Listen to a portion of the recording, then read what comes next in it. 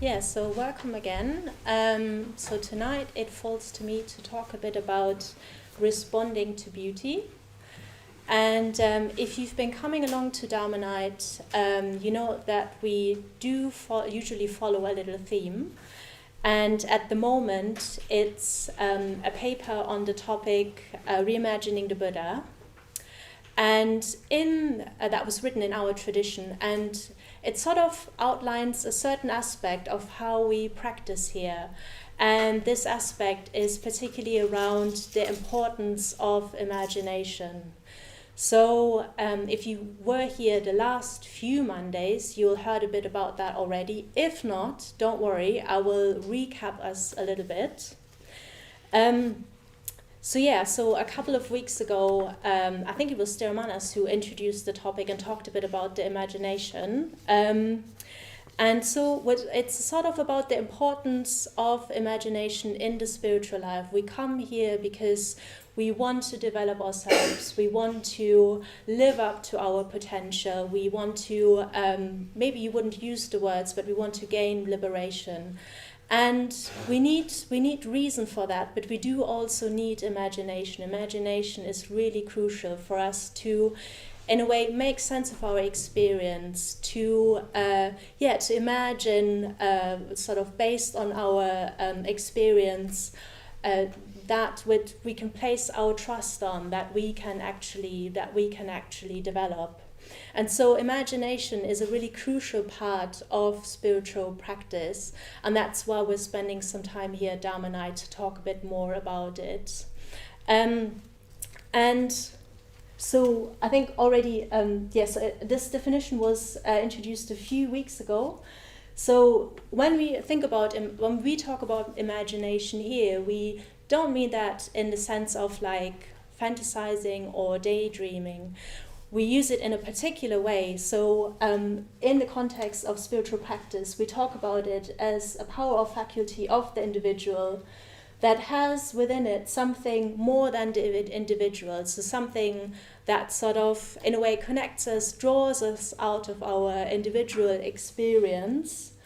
And imagination transforms the objects of experience and unifies them. And so it's quite interesting, this emphasis on imagination, because in a way we live in a world where on one hand we do have loads of images around us, particularly to do with entertainment and advertising, but then we do also have quite a skepticism around imagination. We live in quite a material world that sort of privileges reason and everything that we can touch and measure and prove scientifically. And so then from that we've we'll be drawing out three different particular aspects of imagination. So the first one Sanghadharan drew out last week. So he talked a bit about imagination and empathy, and how imagination is crucial to imagine ourselves in other people's shoes and to develop empathy. And that's crucial in order to develop ethical sensibility. And with that ethical sensibility, that then helps us, to develop as individuals. And Sanghadharan also talked a bit about the fact that without that imagination, the world can appear as dead. And actually, our sort of modern day society often sort of encourages us to have a very transactional relationship with the world. But that sort of limits that when we believe that when we limit ourselves to that, then that also limits, in a way, our spiritual development. And I think Sanghadharan talked about it firstly in the sense of how we can practice our imagination and our empathy by, for example, metta bhavana and related practices, but also as a sort of worldview that is curious in the sort of mystery of things, maybe even a bit animistic around like, oh, everything might be alive, sort of trying that worldview on, because in a way it's more in line with reality than just relating to everything as if it's dead.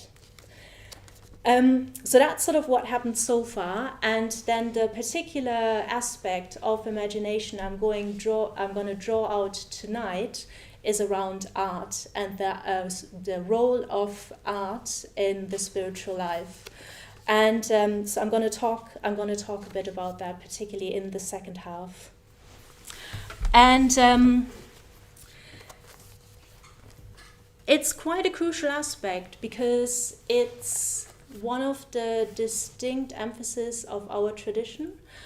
So the importance of art is something that was very important to our founder, and it's it's sort of one of our distinct emphasis in terms of how we practice. And it doesn't mean that it's sort of anything added to what the Buddha said or taught, but it's sort of drawing out an aspect.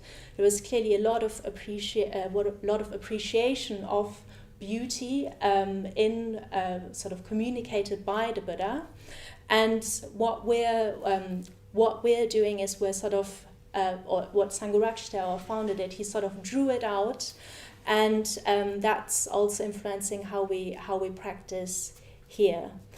And how that's come about has really also to do with his life and his sort of personal experience. So I think a few weeks back, you might have heard almost like a sort of outline of Sangharakshita's life story.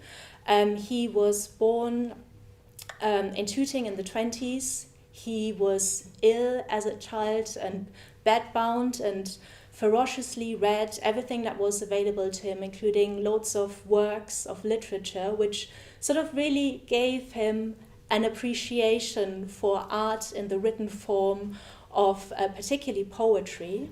And then he, in the Second World War, he was posted abroad, and then he stayed on in India and found teachers there, and in the end sort of took up ordination there.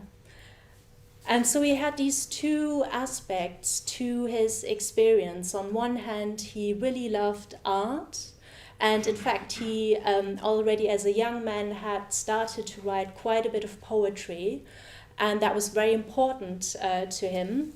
But also he then became a monk. And often he felt there was a bit of a tension between these two aspects of his experience. And he talks about it in sort of quite an eloquent way in his autobiography. I'm just going to read a bit of that. Sangharakshita I wanted to enjoy the beauty of nature, to read and write poetry, to listen to music, to look at paintings and sculpture, to experience emotion, to lie in bed and dream, to see places, to meet people. Sangharakshita too wanted to realize the truth, to read and write philosophy, to observe the precepts, to get up early and meditate, to mortify the flesh, to fast and pray.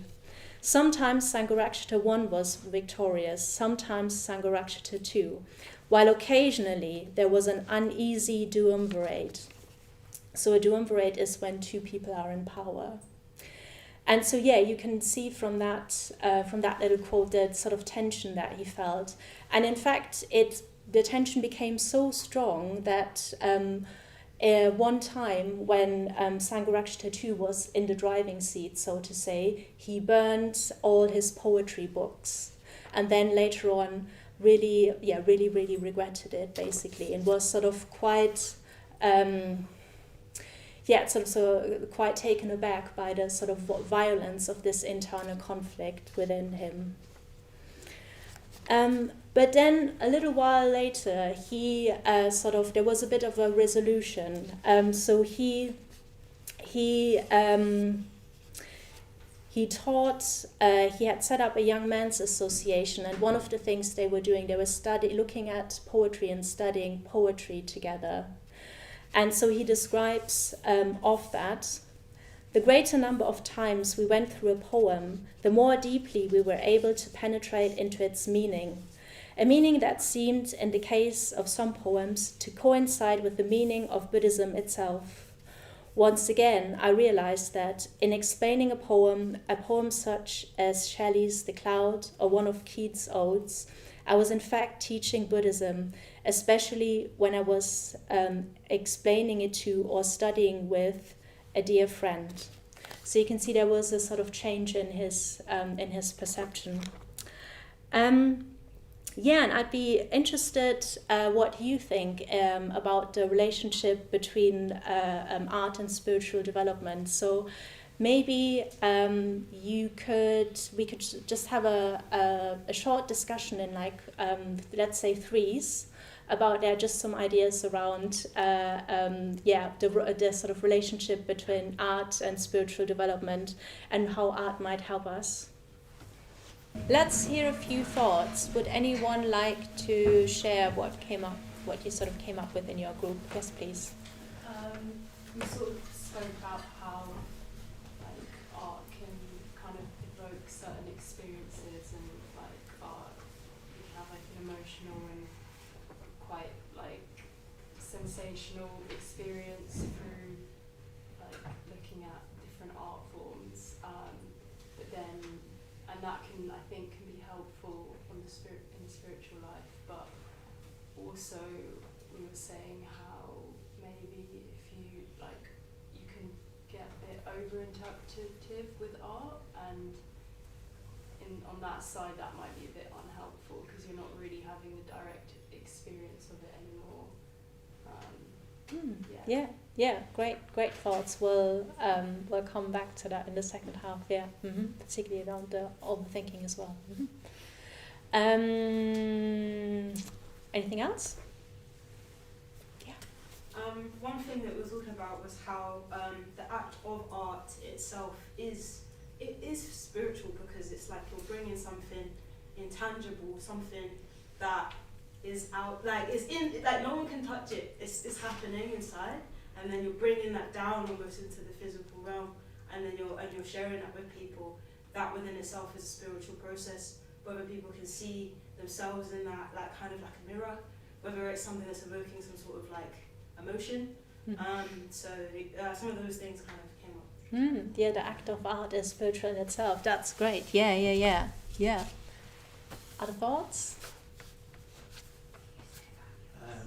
We were talking about when you're making art or dancing or whatever, you can step out of the way and let something else take over. And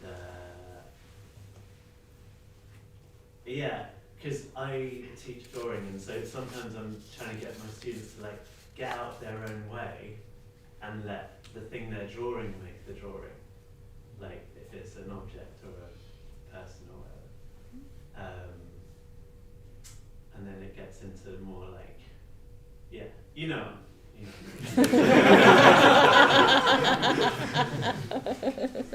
Okay, get yourself out of the way.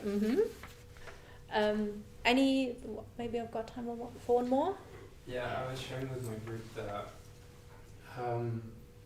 I don't do any I don't do art, I don't have any sort of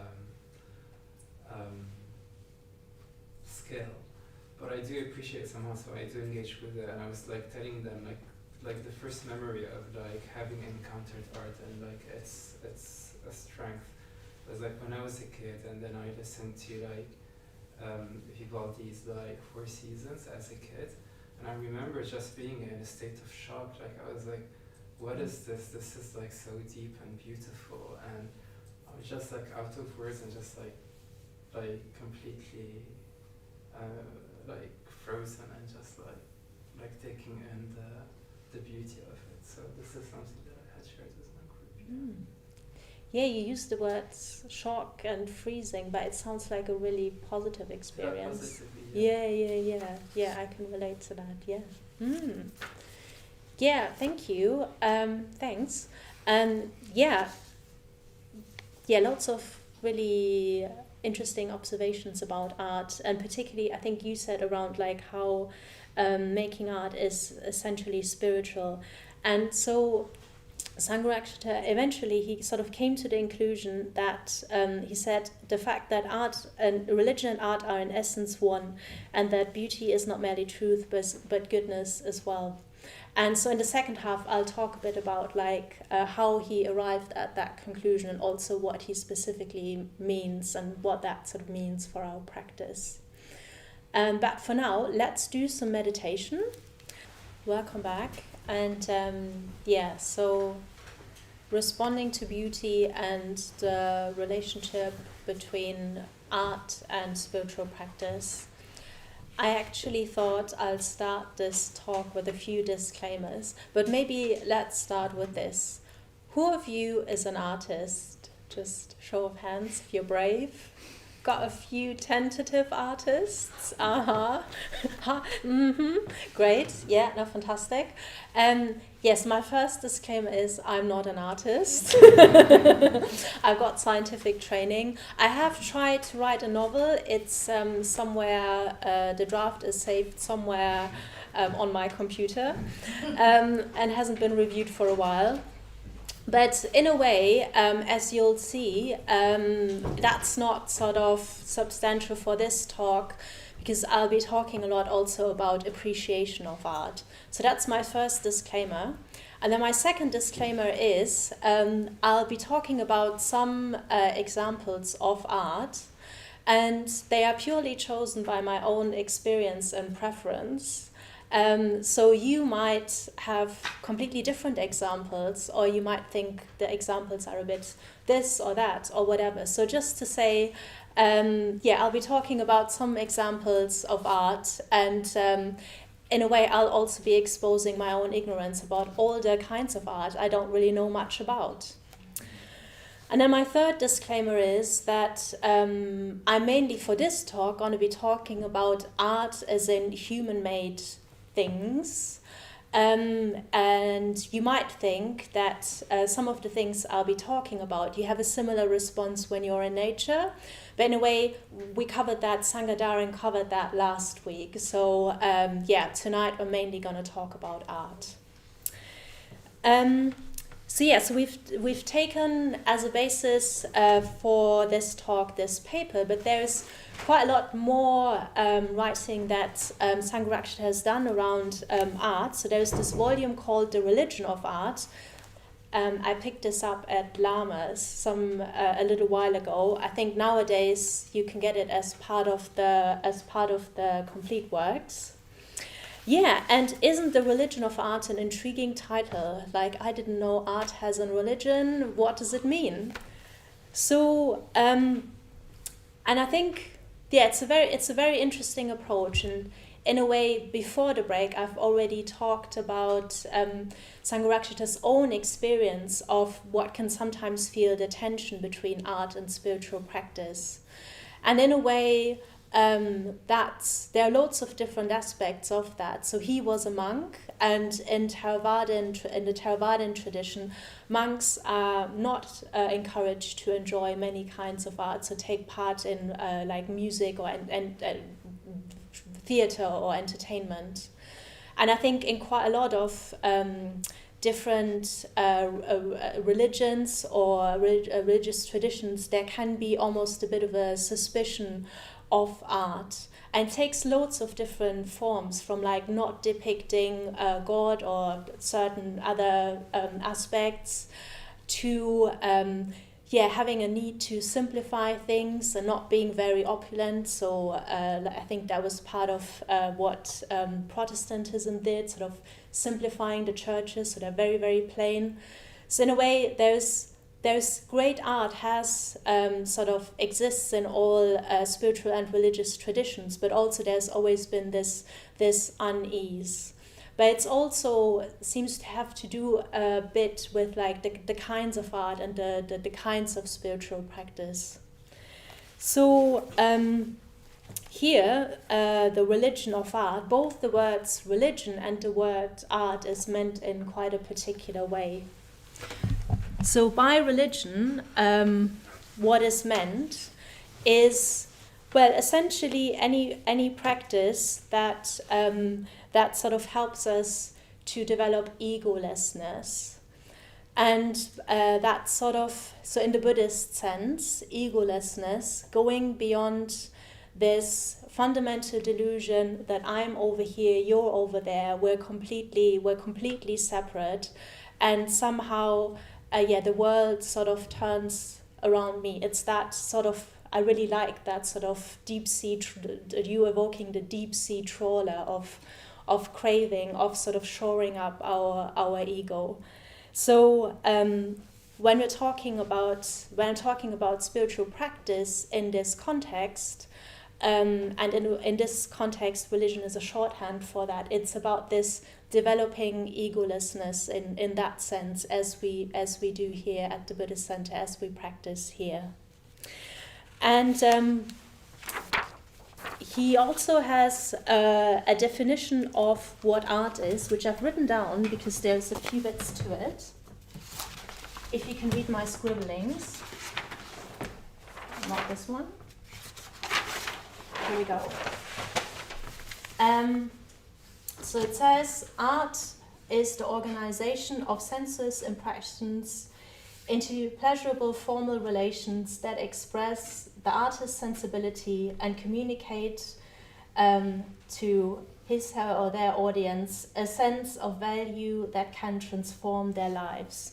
So that's quite a mouthful, but I think there is some sort of quite obvious aspects to it, and then a few aspects that I do want to draw out. And in fact, you've already picked up on some of these aspects when we sort of reported back from the groups earlier. And sort of in this way, I guess if you define art like this, something that speaks to values that can transform lives, and if you think about spiritual practice as that was sort of what helps develop egolessness, then we can sort of see how they start to have a very close relationship, and how one might arrive at the conclusion that art and religion are in essence one. So art is about the organization of sensuous impressions. I think nobody's gonna disagree with that. And yes, they have to do with the artist's sensibility. There's tons of different kinds of art because there's tons of different people who do make art. And then it says, formal pleasurable relations. So that's quite interesting, isn't it? Because I think we do often think of art as pleasurable, but that can also mislead us a little bit, because we might think of things as pleasurable that really they are a bit intoxicating, or they might even be a bit numbing. So there can be quite a lot of things that that sort of satisfy a need, and we feel the sort of release of that satisfaction, but it's not actually helping us to develop the egolessness. So looking at what the Buddha said, so if you spend any time around the Buddhist center, you've come across this word called Vedana, which means hedonic tone. So we often think about look at our experience in terms of, is it pleasant, unpleasant, or neutral? So that's Vedana. So the Buddha also distinguished between samisa and niramisa Vedana. You don't need to remember that. So that's worldly and unworldly hedonic sensation, worldly and unworldly. So worldly sensations are basically the pleasures of daily life, that beautiful vista, that nice piece of cake, that beautiful walk, whatever it is. And they do arise mostly from external stimuli. And he calls that, or it's also sometimes called the Vedana of the householder. So in a way, the person who doesn't practice on the path. And all these, they belong to the cyclical, to the cyclical mode of existence, because they sort of keep us in this round of birth and rebirth. So we have an experience, and it has a positive hedonic tone, and we want more of this. And there is something that has an unpleasant one, and we want less of it. And it sort of keeps us going around in our familiar habits. But then there is also the unworldly hedonic sensations, which is then sometimes also called the Vedana of the renunciant. So the person who really practices, applies themselves seriously. And so what's that? So we might have little glimpses of that. For example, in meditation, out of just some positive mental state, some positive experiences arise. There is pleasantness in meditation. You might have even experienced that just now, just little glimpses. And so that's sort of where it starts. And that's more what sort of belongs to the spiral path. So the path that leads upwards, that leads us to develop more, to really realize our potential. Because what it enables us to do is that, independent on what sort of sense information is coming in, independently how our life is going, there can be positive emotion, there can be positive sense experience, and we sort of we develop this this unworldly hedonic experience. I hope that makes sense. Does that sort of feel familiar? Have you had sort of like little glimpses of that maybe? I see a few nods. Yeah, good, reassuring. So sort of that's what the Buddha said, and in a way Sangharakshita then expands on it. So he gives some sort of pointers around how we might look at our experiences of beauty or of art. So one thing that he does, he sort of distinguishes between prettiness, loveliness, and beauty. So prettiness in this is it's something that brings us delight for a short period of time, but it doesn't sort of change us, it doesn't transport us. So on the way to the Buddhist center, we might see a nice garden, we might appreciate the sun has come out beyond the clouds, something like that. And there is a sort of short delight, or like might be longer, but it's sort of like a limited amount of delight.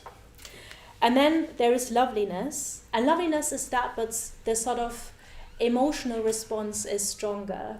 So it might just be something that takes our breath away. So we might be in the countryside and we see a very stunning view, or our friends have, it's our birthday and our friends have made this really wonderful display, or whatever it is, yeah? So that's loveliness. So it's a much stronger emotional experience, but it doesn't sort of change our life.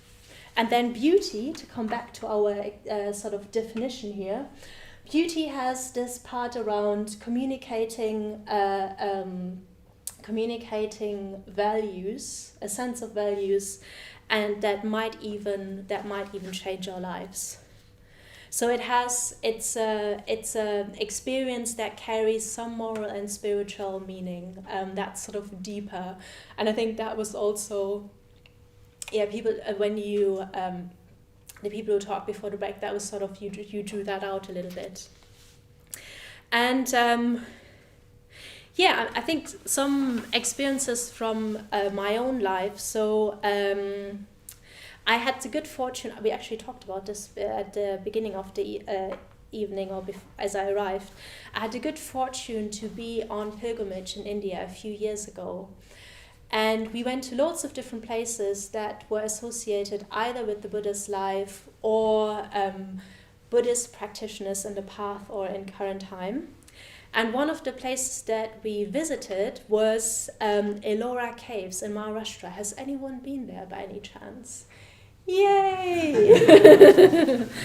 So it's a UNESCO World Heritage Site, and it's massive, and it's got sort of these cave temples, and yeah, it's very big, loads of caves, some Buddhist ones, some Hindu ones, some Jain ones, and the sort of main attraction is a temple to Shiva, which is, I think that it's the way to describe it is while it's a like UNESCO World Heritage Site, it's the biggest single monolithic rock excavation. So it's sort of been drilled from top down into a rock. It doesn't look like anything you've ever seen before. And the only other place where there is something similar is Ethiopia. There are some churches who are made in that same way. So it's a stunning thing to see, and it definitely looks most intriguing. But in a way, so it's a temple to Shiva. I don't have much emotional connection to that. But when we went to one of the Buddhist temples, which was much smaller, less crowded, and much more quiet, there was a Buddha statue. And I just sat there and I wept, and I couldn't stop, and I couldn't explain why it was about this particular Buddha in this particular cave, but it had quite a deep effect on me.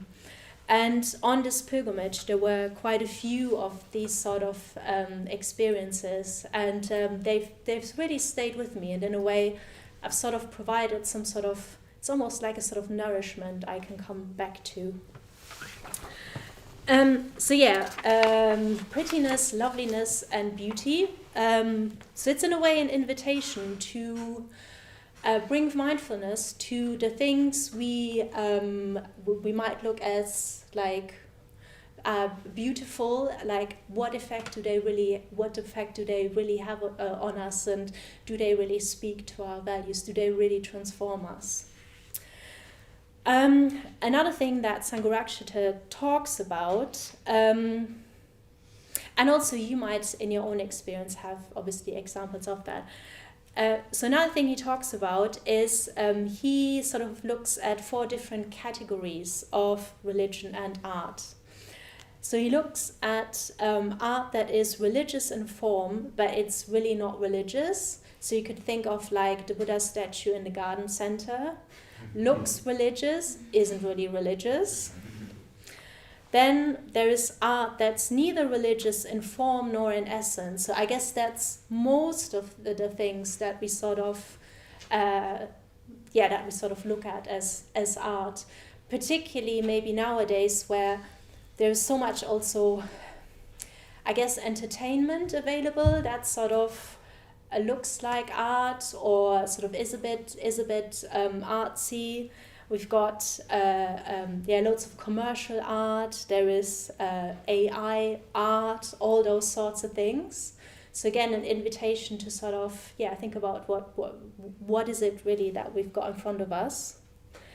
And then there is art that is religious in essence, but not in form. So it doesn't look like anything religious, but it does transform us. It can have this deep impact on us. Now, Sangharakshita gives as an example Chinese landscape painting, the best of Shelley's poetry, and much of the music of Beethoven. So I don't have much of, I know some Beethoven, but I don't have much of experience of Chinese landscape painting or Shelley's poetry. What I would say for me, the music, some of the music that Philip Glass has composed, for me really falls into that category. So if I listen to some pieces by Philip Glass, then I'll go into a sort of meditative state, and so that's something that I really treasure. And then finally, there is art that is religious both in essence and in form. So Buddha images that are actually born out of Buddhist practice would fall into that. so an invitation to notice, like, what is it actually that we call art, and what effect does it really have on us? And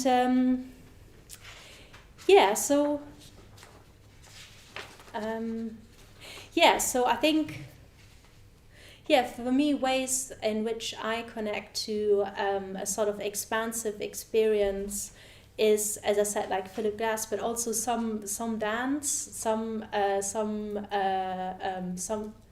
paintings. So, and they can really provide inspiration, nourishment, and sometimes almost be like a sort of shortcut into a sort of more expansive, almost meditative experience. But the key thing he also draws out is that so art is not just pleasurable, but it does also, true art always contains a challenge. So it's not just pleasurable in a sort of comfortable, or isn't it all nice way, but it does, because it draws out of ourselves. It might communicate something about the human, what it is to be a human, and the potential that we have and what's possible. It does also contain a fundamental challenge to us, a challenge to us because it brings it brings us into contact with like the ultimate mystery of things. And it can really challenge us to live up to our values and to maybe even change our lives. And true art, it goes beyond concepts. I think that was also, somebody mentioned that, sort of not overthinking bit. So it goes beyond concepts. So I don't know, my experiences, particularly with music, it's like being hit or something. It's there isn't words there, but there is the sort of the experience. It's a communication without words. So so I'd be interested. Are there pieces of art that really had a big effect on you, or that have transformed your life? If anyone's brave enough to volunteer an example. I want to echo Philip Glass. I'm a big fan, but I wanted to like Philip Glass, and I found it quite difficult. And it wasn't something I just received. I had to kind of meet Philip Glass, so I had to kind of work for it. And doing that work sort of made me appreciate it all the more. Whereas if it's pop music, it's just nice to listen to. You don't have to struggle with it. That's interesting. What can you say a bit more about? What was that work that you had to do? Gosh. Sorry, putting you on the spot. It's like if you meet someone, you like them, but there's something annoying about them. So it's a bit like the Metagarden, where you kind of, this is very interesting music, I sort of liked it, but I found it really difficult. I've had that with books and visual arts as well. Yeah. So it's not just pleasurable, there is something else to it, is what I'm hearing. It's like going to a gym, you don't do it because it's a nice easy life, you do it to sweat. Feel those muscles burn, Yeah. Like that sort of workout. Yeah, it's very interesting. I remember when I was in secondary school, we watched in music, it was a subject, Koyaanisqatsi, one of the movies where Philip Glass made the music, and I really hated it. But it really lodged itself in my mind, and I have then later on returned to Philip Glass. So there was something very intriguing about it that was unlike any of the other things that we listened to. Yeah. Thank you. Other... It's kind of also music. I remember my brother listening to Bob Dylan, and I remember thinking, all the songs kind of sound the same instrumentation. And then, but I respected my brother's judgment on music, so I was going on a long moped ride and listened to it, and I just allowed it to wash over me. And I wouldn't say it was a religious experience, but there was certainly some sort of aesthetic appreciation that went beyond just evaluating his lyrics or something. So, I've been a fan ever since. Yeah, and also I like how you say like your brother, he sort of was instrumental in you appreciating Bob Dylan. Yeah. Yeah, exactly. It was like somebody who was more experienced in something. Yeah, it was almost, there was a bit of a challenge there, I suppose, yeah. Yeah, thank you. Sorry, what? Oh, do you want? Yeah, just remind us. An example from the theatre, there was a production by Complicité of a one-man show in which the audience were all wearing headphones, and it was all around a kind of, it's called The Encounter, it was around a sort of multi-directional mic, so you could kind of hear sounds kind of coming all around you. It was kind of created live, like a sort of sound studio, but just through storytelling and sound, kind of took the story and went into the Amazon jungle, and related to a tribe, it was about consciousness and different conceptions of time and so on. And it definitely felt like something about, but both because it was, the topic was exploring something of the nature of consciousness, but also the sort of experience was transformative in that way. I did sort of feel like I kind of experienced a different kind of mind in that. There's something about a live performance that means that that's happening with other people at the same time. So it's almost not just that's what I felt. You feel like you're part of something that's happening amongst other people, and you can kind of compare and contrast experiences in that as well. Yeah, I think I have heard about that. It sounded amazing, yeah. Yeah, but also something, yeah, about the sort of like preciousness of the experience in the moment, isn't it? Yeah. Yeah? Mine's probably a bit Buddhist cliche, but it's the wheel of life. I think specifically the realm of the hungry ghost. I think for my first time seeing the wheel of life, I was just quite traumatized by the whole thing. And then later, the more I looked at it, it's almost telling you different stories each time. I've got a massive sort of wheel of life in my room, and each time I look at it, the definition's always different. I think it's quite transformational in a sense, because it gives me a mirror to look at where I am at my life. It's quite cliche, but I really enjoy it. Well, it's not cliche. I think it is a very powerful image, and yeah, you say like it sounds to me like you're feeling confronted by it. It sort of confronts you with where you are at. Yeah, nice. Yeah, I'm sure we could. Yeah, we all have examples. So art as a means for transformation. Maybe I can take your example of the wheel of life. So it is where it's sort of like in a way the most obvious how this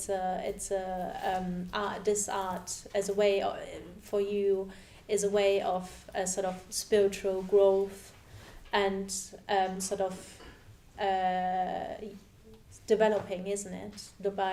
By your relationship with the wheel of life. Yeah. So art as a way to transform yourself. In the paper it says, by appreciating the aesthetic, even in form of the pretty, but especially as the beautiful, our imaginations are exercised and stretched. True art teaches us to apprehend modes of experience previously inaccessible to us. It may even allow us to glimpse the ultimate beauty that is the content of Bodhi, so of the enlightened mind. So quite a powerful way of sort of in lots of different ways we can appreciate art. We sort of we can support ourselves in our spiritual practice and transform ourselves.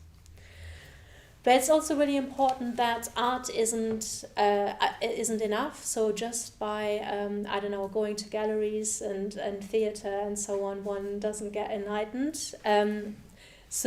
Ethics is also really, really important. It's sort of it's not just about a sort of like cold appreciating of art, but it's sort of also about letting oneself then be transformed by the values that have been evoked in the art and sort of living them, implementing them in your life. So what does that mean for us as Buddhist practitioners? So in a way, I think, Dara, you said something about like developing an aesthetic imagination in that example of Bob Dylan, didn't you? Something along those lines. Anyway. I wish I did. I thought somebody had said it. So in the challenge to us is then, to develop an aesthetic appreciation. And it sort of starts with art, with the art we respond to, whatever it is, may it be theatre, music, whatever it is, and start with there and sort of bring that into our life and benefit from that. But it's a sort of, again, it's a sort of challenge to us. I think last week, Sanghadaran, you talked about when Sangharakshita said, if in a universe that's dead, there is no chance of enlightenment. And so in this paper it says we could equally say that in a mind that is not capable of responding to beauty, there is no chance of enlightenment. But obviously beauty here, it doesn't need to mean like going to listening to music particularly or so, but it's also a challenge for us to appreciate beauty in our day-to-day life. And in fact, I mentioned earlier that Sangharakshita that the importance of art is a distinct emphasis of this movement.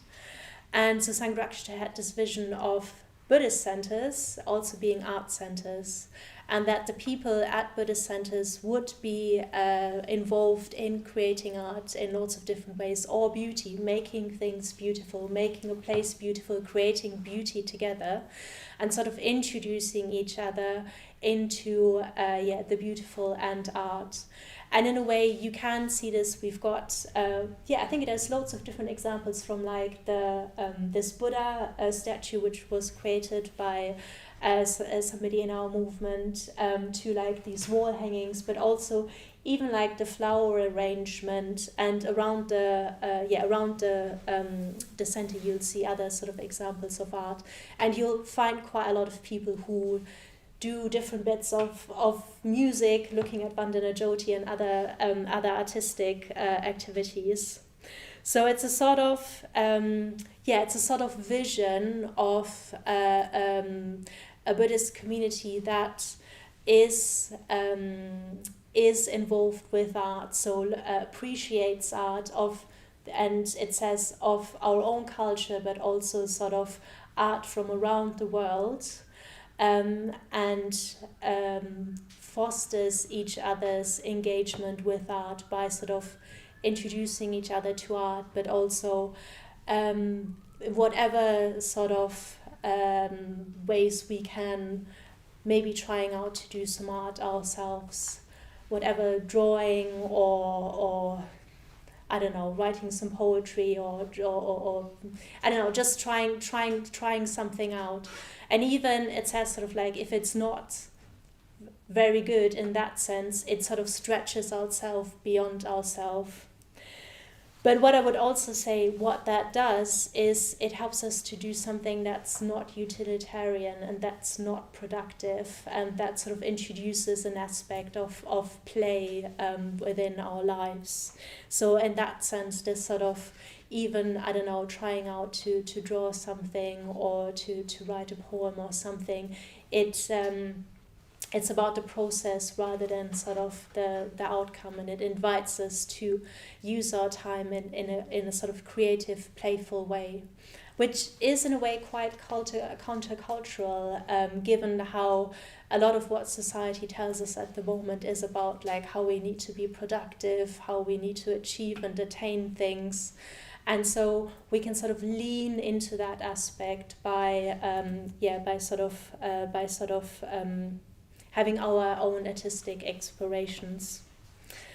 But also another aspect is around, sort of stop to engage with the unaesthetic and realizing what's actually unaesthetic or ugly, and sort of refining our sort of our preferences around that.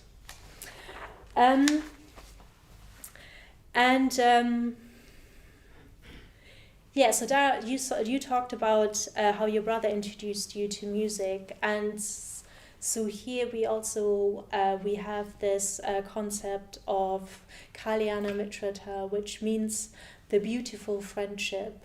So it's an aspect of friendship that is beautiful, and by beautiful we also mean morally good. So there's quite a close relationship between beauty and ethics because of the values that beauty communicates. So in our practice of Kalyana Mitrata, we can then also that can help us a way into either appreciating art, or sometimes also introducing us to a piece of art or something something that expresses beauty and that maybe expresses our something that we experience in a way that we can't really express with words normally. So so I'm sort of thinking, when I was 18, my uncle first took me to see an opera, and it really, that was the first moment which then later on led me to actually revisit Philip Glass and that sort of music.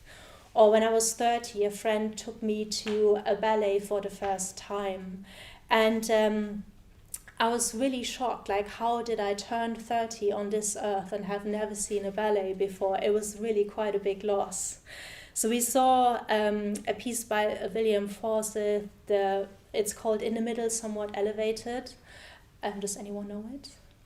Anyway, it changed ballet. It's quite it's a very arresting piece, and it's still one of my favorite sort of pieces of modern dance.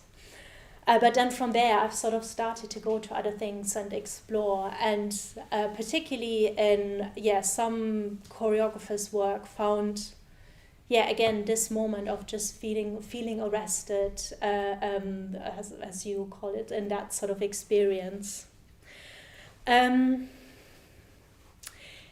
But also, for example, when I was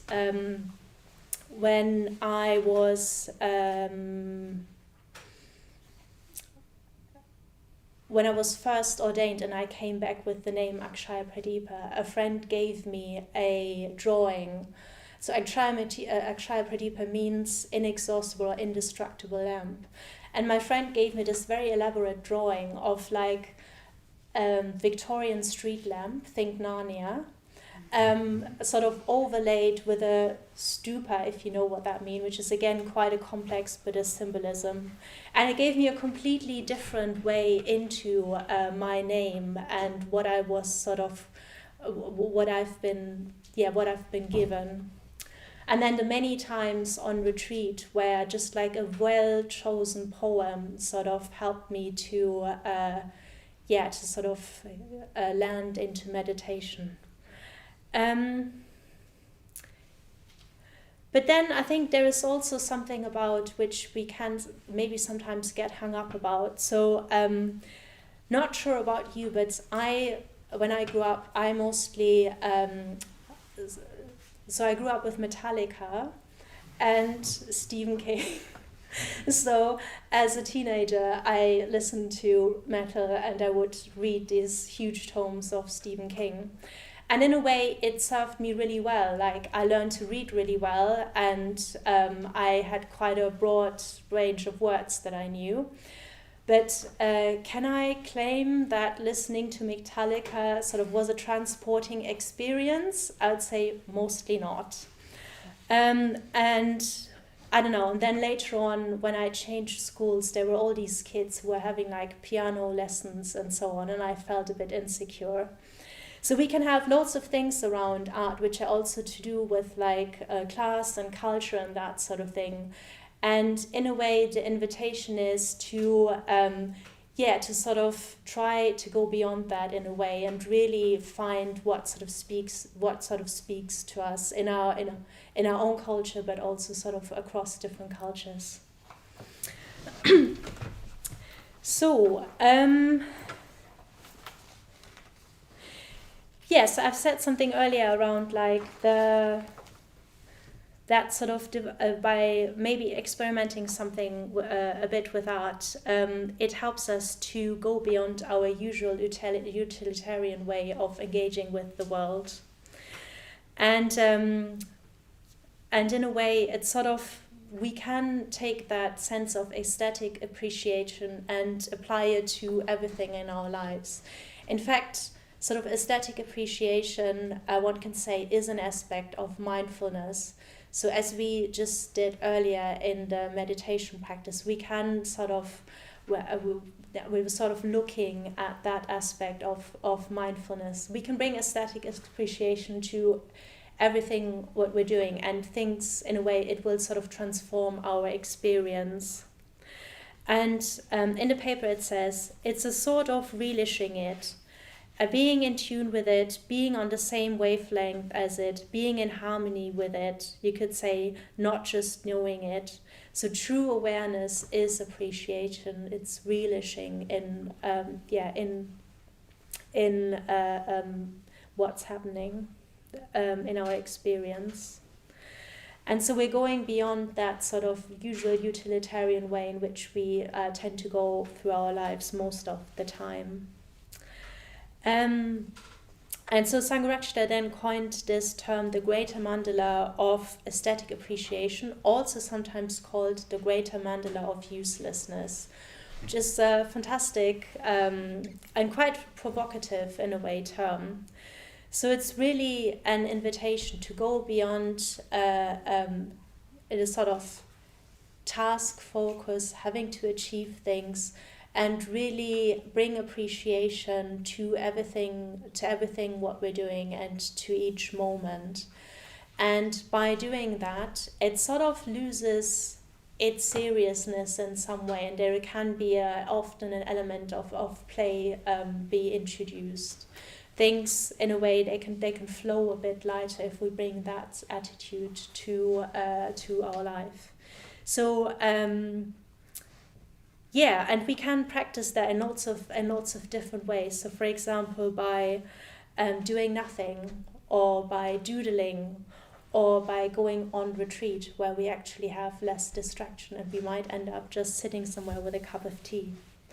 And it's we can do just sitting meditation, where the sort of structure is of regular meditation is, or we don't have that sort of regular structure of meditation. We can do devotional practice and ritual. So there is lots of different ways in which we can bring this greater mandala of uselessness into our life and sort of have it as enrich and transform our life.